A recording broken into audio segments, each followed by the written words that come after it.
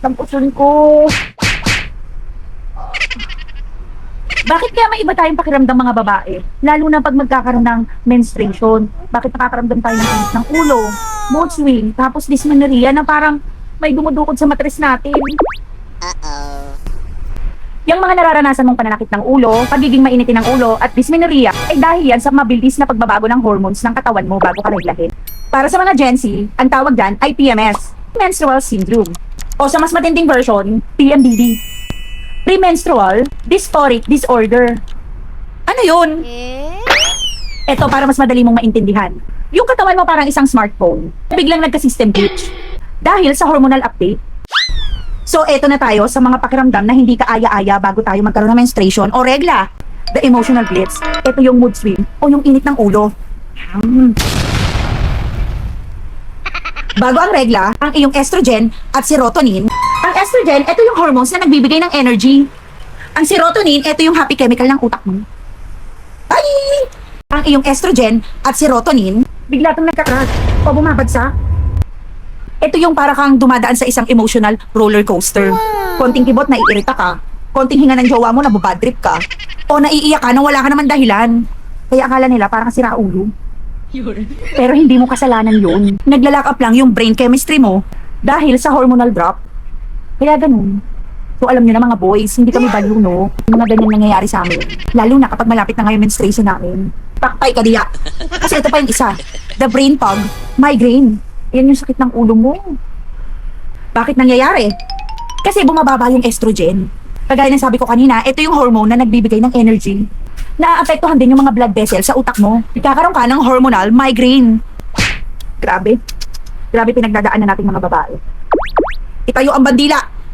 Kaya ang resulta, pakiramdam mo, laging mabigat yung ulo mo. Lalo na kapag napagdadaanan mo yung pace na meron kang regla. Tapos masakit sa mata pag maliwanag. Tapos mabilis kang mapagod o madrain ang social battery mo.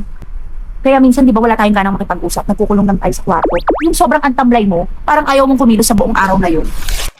Eto na ang pinakamatindi, girls. Yung iba, hindi naman nararamdaman to. Pero karamihan nararamdaman to. Ang swerte na lang ng ibang girls kapag hindi nila naramdaman to. Eto yung dysmenorrhea. The main cramp event. Bakit nangyayari? Kasi ang matris mo ay naglalabas ng chemical na kung tawagin, prostaglandins. Ano yun? Grabe yung mga medical term. Ang prostaglandins, ito yung chemical sa katawan mo na nagsisilbing eviction notice. Sila yung eviction notice para sa matris mo. Kapag darating na yung menstrual cycle mo, sila yung may kasalanan kung bakit nagkakaroon ka ng matinding dysmenorrhea. Period pops o yung lagnat-lagnat na nararamdaman mo buwan-buwan. Ang trabaho nito ay pilitin yung matres mo na mag-contract o sumikip para mailabas ang monthly period blood. Ganito, parang ganito siya. Alam mo yung towel na basa, tapos pipilitin mo siyang patuyuin. Yan. Ilalabas mo lahat ng monthly period mo. Diba ang sakit? Kaya ang resulta, ang muscle ng puson mo ay literal na parang pinipiga ng ganito. Ng pigang-piga. Kaya pakiramdam mo ay parang may sumasaksak o may pumipilipit sa loob ng tiyan mo o sa puson mo na umaabot hanggang sa balakang at hita. The bottom line is, hindi ka naging inarte at hindi ka rin toxic. Valid ang nararamdaman mo dahil ang katawan mo ay dumadaan sa isang matinding biological monthly cycle. Tingnan mo, buwan-buwan. Grabe naman. Buti pa yung mga boys, isang beses lang masaktan. Tayo mga girls. So, paano mababawasan yung sakit? Kapag may dysmenorrhea ka, yung sobrang tindi ng sakit ng tiyan mo, try mo munang gumamit ng heating pad o hot water bottle. Ilagay mo sa iyong puson o sa ibabang likod para ma-relax ang mga muscle at mabawasan ng sakit. Makakatulong din ang pag-inom ng maraming tubig para maiwasan ang bloating at pananakit ng ulo. Pwede ka rin mag-exercise. Yung simpleng exercise lang yung stretching lang.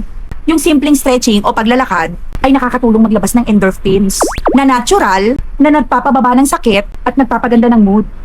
Pero kung kakaiba na yung pananakit at nakakaabala na siya sa pang-araw-araw na buhay mo, pwede ka nang magpa-check up sa mga OB-gynecologists. Sila lang naman yung eksperto pagdating sa mga matres or sa mga menstruational cycle na ganyan. Para malaman mo na rin kung may iba ka pa bang kondisyon at bakit ganyan katindi yung pananakit ng puson mo. Pwede nyo rin namang hindi pakinggan yung mga pinagsasabi ko kasi hindi naman ako expert. I-share ko lang yung kaalaman ko at yung experience ko. Pati na rin kung ano yung sinabi ng expert. Next time, bye!